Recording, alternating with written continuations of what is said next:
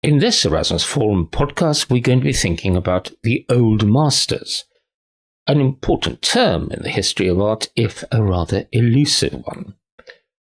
Who were these masters? What were they so masterful about? Why were they regarded as being old? And what has antiquity got to do with anything anyway? Very fortunately, we have with us today Alexander Marr, who's Professor of the History of Renaissance Art at the University of Cambridge, has written a really marvellous book on Rubens, central to the discussion of this topic, and he tells me he's just finished a very big book about Holbein. So, the Old Masters. Delighted to have you with us here today, Alex.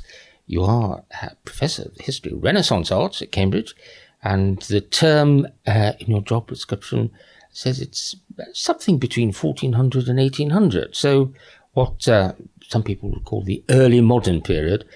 Never quite sure what people mean really by early modern, because in order to call something early, you're already in a later period. So you're looking back, aren't you?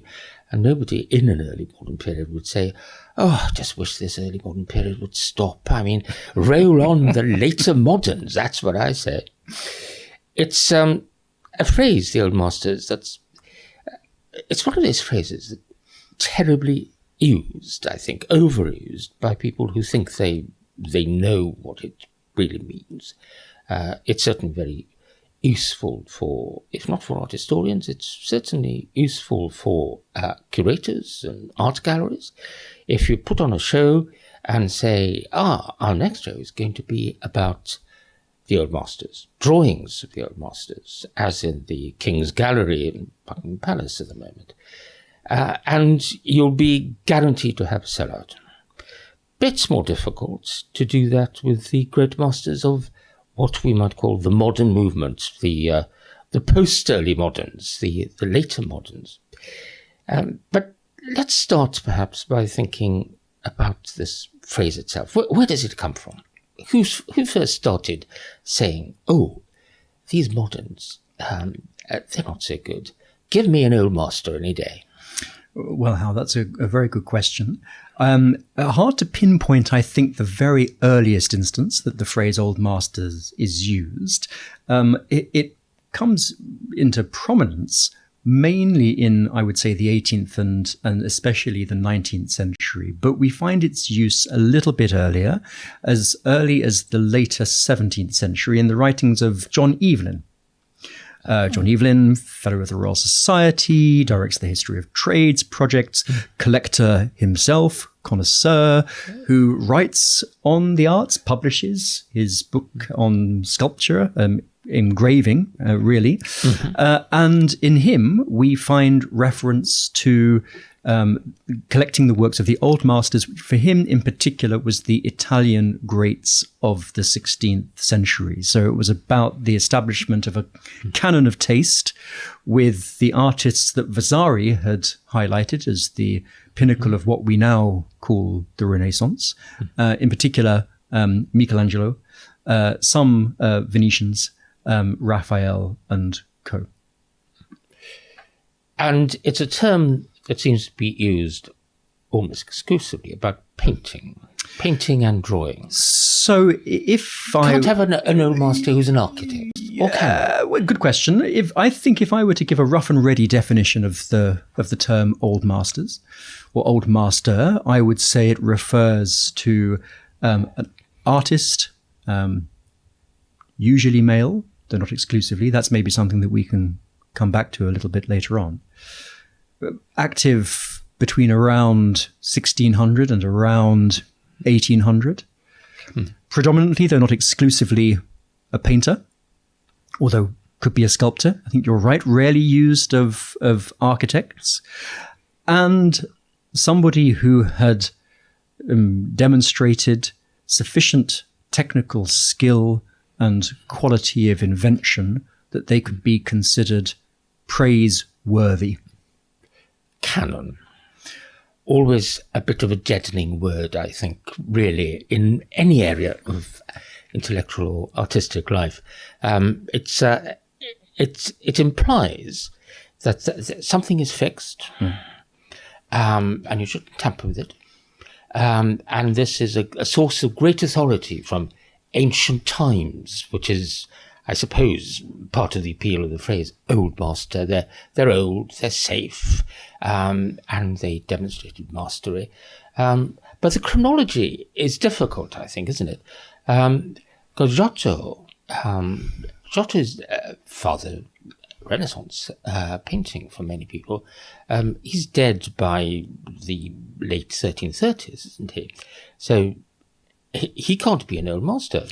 Well, and this is precisely why, at the moment in which the notion of old mastery was probably at its height, middle of the 19th century, we have a return to pre-Raphaelites. Ah, yes. That's exactly why. An established canon, concern with grace, elegance, integration of form, Yes. which is, and a long-standing academic tradition of painting with fixed models, which is being rejected by the likes of Rossetti and Millet. But your point about canon is interesting, the idea that it's fixed, because in this moment that I mentioned, where we have John Evelyn, this is in the sort of 1660s, 1670s. Very keen on gardens. Very keen on gardens too. When we find Evelyn in the 1660s, 1670s using this phrase, for possibly the first time, this is a moment in which there is great debate as to which model one should follow. Evelyn and co. were looking especially to France, where you have an academy of painting and sculpture, which of course we lacked in Britain until pretty late on. And a very classical notion of painting. Well, there, of course, this is the interesting thing. The debate is, which model do you follow? Poussin or Rubens? And this in itself has echoes of a much earlier debate that we find in Italy between the ancients and the moderns? Not so much the ancient and the moderns, but more whether you are a proponent of disegno, yes. and you cleave to the Florentine manner, or colour, colorito, and you prefer Titian and Veronese. So the idea that the canon is fixed, immutable, not up for debate, is actually something that comes much later. The later development is kind of defensive thing. I would say so. It has a sense of it's very popular among people to say, oh well, the great days have gone. There was a golden age. Not that golden ages ever did exist. The whole point of the mythology of the golden age is that it did not exist. But there was the olden times were great, and there were marvelous painters abroad in those days.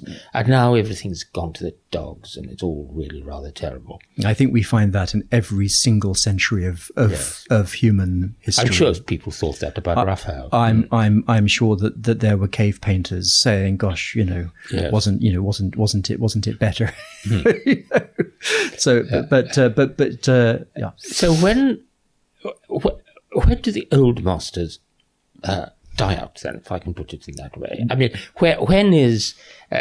we can't really have a date for it all, but are we going to be saying that, for example, well, the Impressionists and Post-Impressionists, they're not old masters, or are they? Well, it depends what your yardstick is. I think it would be fair to say that what we see with Impressionism, well, realism to perhaps a lesser extent, is a decisive break with the academic tradition, the academic system of painting that was based on a canon, certain principles of beauty, certain approaches to technique, certain subjects that were considered appropriate, certain ways of approaching a subject that were considered decorous and tasteful and correct. The repudiation of that by figures such as Manet and Courbet, and then, of course, Impressionists and the Salon de Réfusé, is a decisive break with tradition. Now, of course, those artists are included by Christie's and Sotheby's in their sales of master paintings. They don't call them old masters. Oh, have they given up the phrase? But there are departments of old master painting, but the way that the sales are advertised is as master paintings or classic week or classics week. Classic. So a more capacious definition. Yeah. So in art historical terms, the decisive break is with that academic way of training and exhibiting, and the move towards a freer, less formalist way of teaching the principles of art. Well, I'm not sure what you mean by formalist. A different way of studying. Certainly, yes, a different way of studying. Looking at nature, as it were, for example, rather than reflecting theories about nature. Yes, I think that's probably fair. Which, of course, is something that Ruskin was interested in Britain around the same time. Yes, yeah, a little bit earlier, but. Ruskin is a very important figure, isn't he, from the point of view of this question of the old masters? Yes, because he is the advocate, of course, of Turner. Yes, and a new artistic way of looking at the world. So one might not expect him to be, with all his great love of Venice, Venetian architecture, and some of those classical forms, one would not expect him to be in this particular artistic camp, but he was. And yet he was. And Modern Painters is one of the great works in the history of art. Indeed it is. Go to nature, rejecting nothing, selecting nothing. Of course, what you end up with is, of course, the selectivity of someone like a Burne-Jones, yes. Who's sometimes considered Ruskinian, but actually is the most artificial of the lot. And this question, which is how we decided together this would be a good subject for our podcast. This question of popularity, contemporary popularity, is very important, I think. As I was saying earlier, people think that they know what an old master painting or drawing is, and they'd rather like the whole idea of the old masters, and they go and they're inspired. In not so great numbers, perhaps, to a Bacon exhibition. I mean, I choose Bacon and Freud because they are acknowledged as two great figures in the modern movement in the artistic world in England. I suppose that Freud is popular because he's keen on dogs, and if you're keen on dogs in England, you're bound to be a rather good person.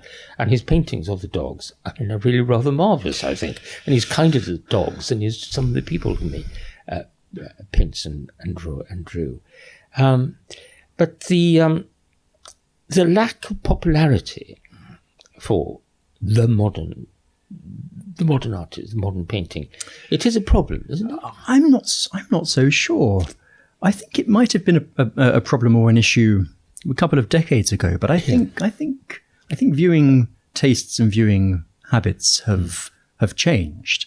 I think exhibitions of so-called old master artists remain popular, and I think that term still has currency in the popular imagination, even though it's been repudiated by art historians. We might delve into that a little bit more later on too.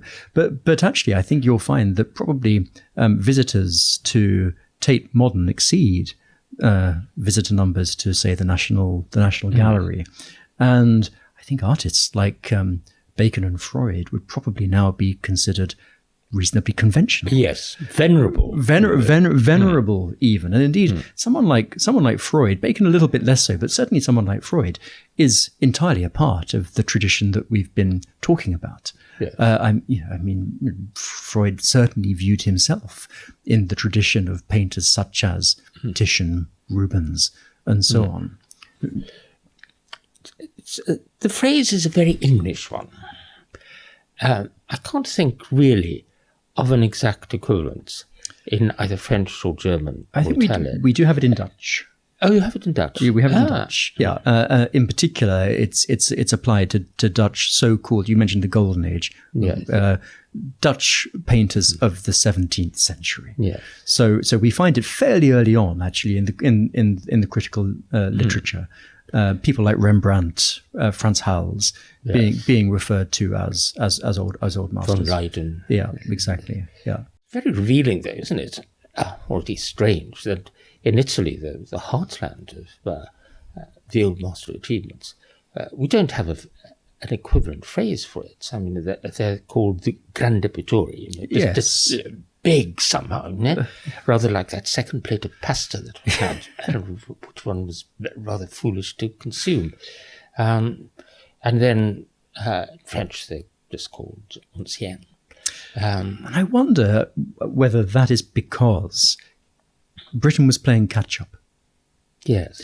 Britain did not have nearly so distinguished a tradition of the pictorial arts as had Italy, France, the Netherlands, and Germany. I mean, I mentioned earlier that our Academy of Painting comes very late, and indeed, actually, I think you find really in Reynolds's lectures. I think that's an important moment in Britain for the establishment of a canon of old masters that should be admired, and imitated.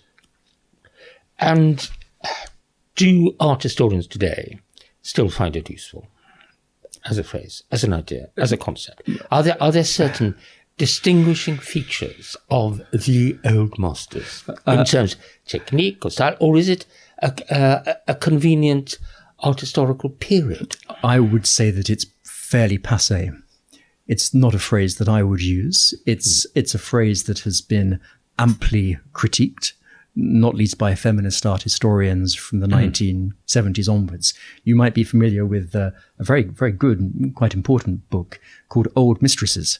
Yes, by Griselda Pollock and Rosita Parker, which amply deconstructs the term and its prejudices, because it is something that is gendered male, derives from the Latin magister, a term that has, broadly speaking, been used to exclude female painters. So, in the case of Cambridge colleges, and some Oxford ones as well, the heads of those institutions are, if female, are still called master. Yes. Which is rather kind of recherche point. But mastery. So it's a mastery of technique, knowing the sources of painting. That's the kind of mastery we are concerned with here. Yes, I think it implies first and foremost skill.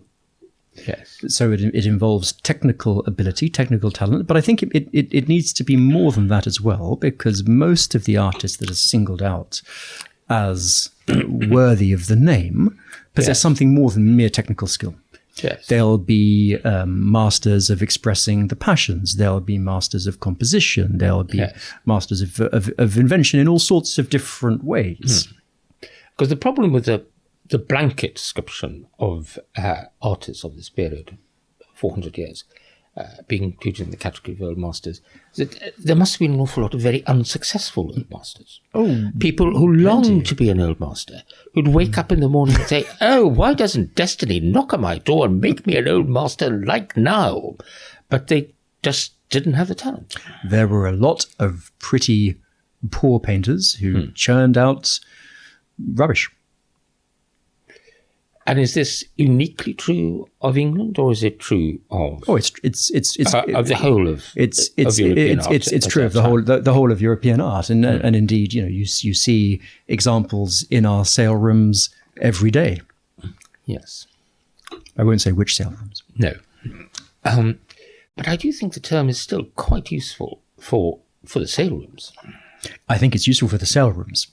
I think that it's a phrase that still has currency in the art market, less than it once did. I think it still has some currency among the general public because we are still living in a world in which the idea of Renaissance art as having some sort of preeminence. I think that still obtains, rightly or wrongly, although, as I said, I think viewing habits are starting to change. The same, I think, can be said of the art market too. The old master market is shrinking. not least because the vast majority of really high quality works are now in museums rather than in private hands. And even those artists that were once reasonably highly valued now are selling for less and less as contemporary art, modern and contemporary art, has risen in estimation. And as there's been a great deal of speculation around contemporary artists, some of who are untested. On a point of language, something rather odd about the fact that the Renaissance, which of course means rebirth, being new in that way, is accounted for now as somehow old. Something that has happened, and we can now venerate it, but not imitate it, and people are not around to have that kind of Renaissance. But I wonder, one of the problems that we have with the post-Renaissance period is that there are too many different schools. We have Impressionists, we have Post-Impressionists, we have Fauvists, we have pre-Raphaelites. There's an awful lot going on, isn't there? And it's quite difficult to think, let's say in a century or so from now, anyone will say, well, we need a name for all these people, or a phrase which will be equivalent to Old Masters. Because its standards of taste become much more variegated, haven't they? You raise a very interesting point, which is actually the phrase Old Master lumps together an incredibly diverse range of artists from different places, periods, different styles, different preoccupations. Actually, the kind of variegation and diversity that you're talking about was absolutely palpable and apparent to critics, artists, intellectuals in the 17th century and the 18th century as much as today. It was just a different kind of diversity. We were dealing with, the subtle variations in regional schools, a difference in approach to particular kinds of subject matter across the continent. So, as I mentioned, the difference between the Rubenist and the Poussinist. So there was considerable variation in the early modern period as well. So certainly a great stylistic variety. So Ruskin has a pretty good stab at defining what he says is modern painters.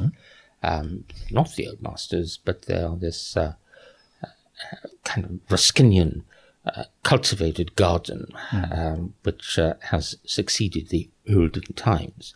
Because he knew, he was very aware, in fact, wasn't he, that he was living in a new world. Yes, and then maybe an even better example would be Baudelaire, and the painter of modern life. And of course, the great hero of the painter of modern life is Manet. Yes. But I mean, Manet is the classic example, as it were, of a modern Old Master.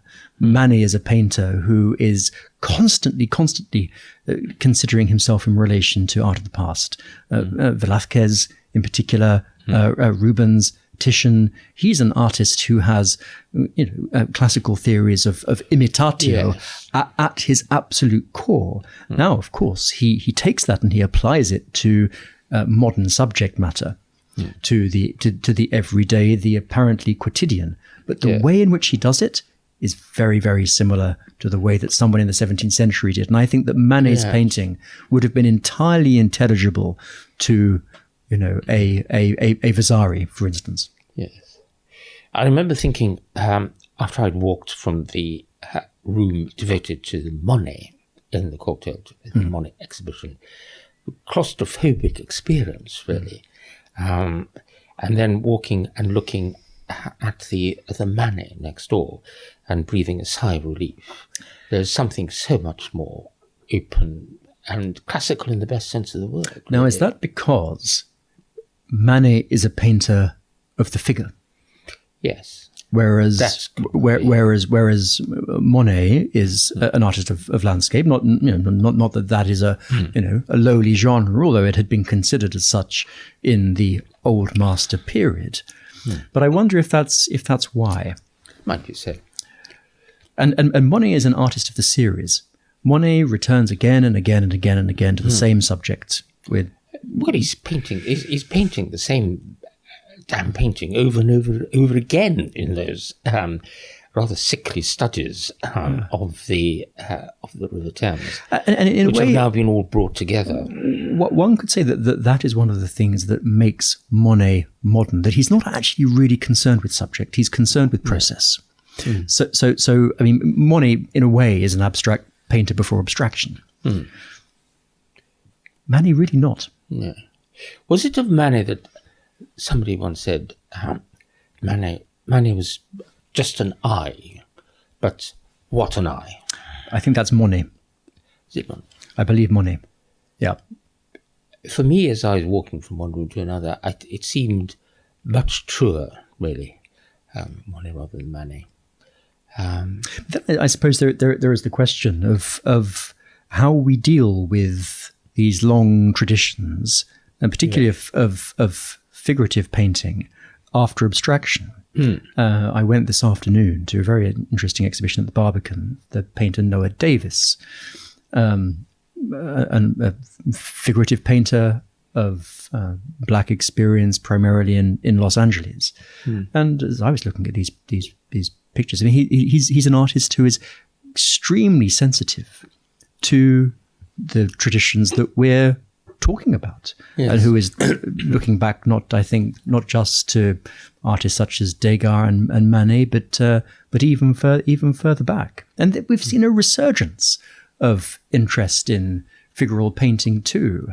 And do we consider all of these artists as part of the same tradition of mastery, or is that something that we should properly be critiquing and jettisoning? Well, I think perhaps it's more generally true that when one is trying to make sense of the past, great movements of thought and endeavour, and you're kind of trying to sort things out in the lumber room and saying, well, that goes there and that's this school of thought, that's when you start creating isms. And the isms that started as kind of aide-memoire or just kind of signpost suddenly become things in themselves, determining thought. And this happens to all the great isms. I mean, it happens to capitalism, I think. It happens to feudalism, which is now a rather contentious word. And then the history of art is littered with isms, isn't it? It is, and reasonably often the isms come with manifestos. Yes. So the obvious example would be surrealism. Yes. So it is very determined, pre-programmed, programmatic. One might say. Yes. That happens sometimes in the history of literature. Wordsworth and Coleridge in the preface to Lyrical Ballads, for example. I mean, that's a program, isn't it, for action. Getting rid of the excessively delicate bits of 18th century poetry and instead observing the everyday life of people, of man, which is one feature, of course, I think, of the artistic movements in the late 19th century, when they suddenly discovered ordinary people, as it were, the working man and his wife become features of the artistic world in a new way. Desolate figures sitting in pubs or alehouses and chewing at a pipe, suddenly transfixed with kind of moments of immortality, isn't it? And which is something that we associate with the so-called moderns, such as Manet, for example. And yet, of course, this is something that we find so much earlier. For example, the work of Adrien Brouwer, the Flemish. Now there you have me. The great painter. Underappreciated, clearly needs more attention. Contemporary of Rubens, and an early painter of tavern scenes. Then again, of course, we have artists such as Bruegel, Peter Bruegel the Elder. Who you mentioned sort of poetry. Bruegel is an interesting artist. Bruegel is an important figure from that perspective. Not least because of what Auden has to say about him. Well, it is a line of ordnance that I've always been very suspicious of. About suffering, they were never wrong, the old masters. And it's full of that kind of rather pompous generalizing attitude of an establishment view of the world which is entirely ignorant of any degree of suffering at all. You want to say, oh yes, Mr. Norton, you're a bit of an expert in the suffering department of life, are you? Well, I wonder what would it mean to get suffering wrong, first of all. But I've always assumed that the reason that Auden begins the poem that way is because he starts with the conventions of pathos. Doesn't he? And he begins with, what we associate, with old masters, which is a focus on suffering. For example, the suffering of Christ, the suffering of Christ in his passion, which is the great example of that tradition. But then, as we know, the second half of the poem is about the treatment of tragedy with great obliquity. Yeah. The most oblique treatment of tragedy in the history of art. Bruegel's Fall of Icarus, where the fall is not noticed by the ploughman. So that's always been my assumption, because it's a poem of two halves, isn't it? Seeing something extraordinary happen, a boy falling from the sky and saying, "Oh, haven't seen that before," but must get on. And the ship goes on its way. Yeah. Indifference to suffering, seemingly indifferent to suffering. Well, at the start of our conversation, Alex, I was prepared to be really quite rude about the whole business of the old masters, and it's a phrase that's always rather troubled me. But you've semi-convinced me that there's still life in the old dog yet. I think old is what I have a problem with, really, rather than mastery. Kurt Hahn, that very remarkable man who's the founding headmaster of Gordonston, not really my kind of scholastic institution, really, but Hahn did have a point, I think, when he came to England from Germany, and said, England, very, very strange country. Everybody's terribly proud of being associated with really old things, old institutions. Schools, for example, he said, in this country, some of them claim to have been founded by King Alfred. Whereas an academic or scholastic institution should not be proud of its antiquity. It should be proud of its youthfulness. I think that's really rather a good point about the English and sometimes the British attitude to oldness and antiquity. It's been around a long time. And yet when this phrase is starting to be used, the masters that are being talked about weren't all that old. No. So take Evelyn, writing in the 1660s, 1670s, writing about Michelangelo. We're only dealing with just over a century ago. Yes. Not all that old.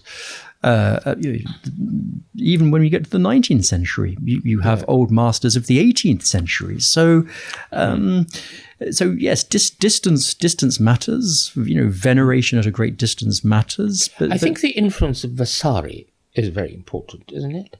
I mean, bringing together for the first time biographies of the great artists and enabling people to think about the relationship between the life and the work. And that's a very important phenomenon in the history of taste, isn't it, I think? A hugely important phenomenon in the history of art history, because, of course, what Vasari does is he establishes subsequent ages of art. Very much so. Yeah. Thank you very much for guiding us through this. Well, it's not a bramble field, but it is a very confusing area of the isms of art history, Alex.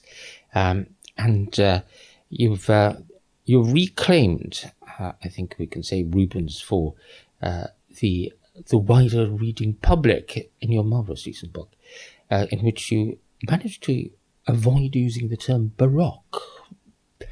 Baroque is surely one of the most overused terms in the history of art, isn't it? And one of those things that must have made some sense at some time, but surely no longer does. One of my least favourite terms in the history of art. First coined, as I'm sure you know, Howell, as a term of abuse. Abuse. Yeah. Thank you for being with us in the Erasmus Forum and guiding our thoughts here today. Thank you. Thank you, Alex.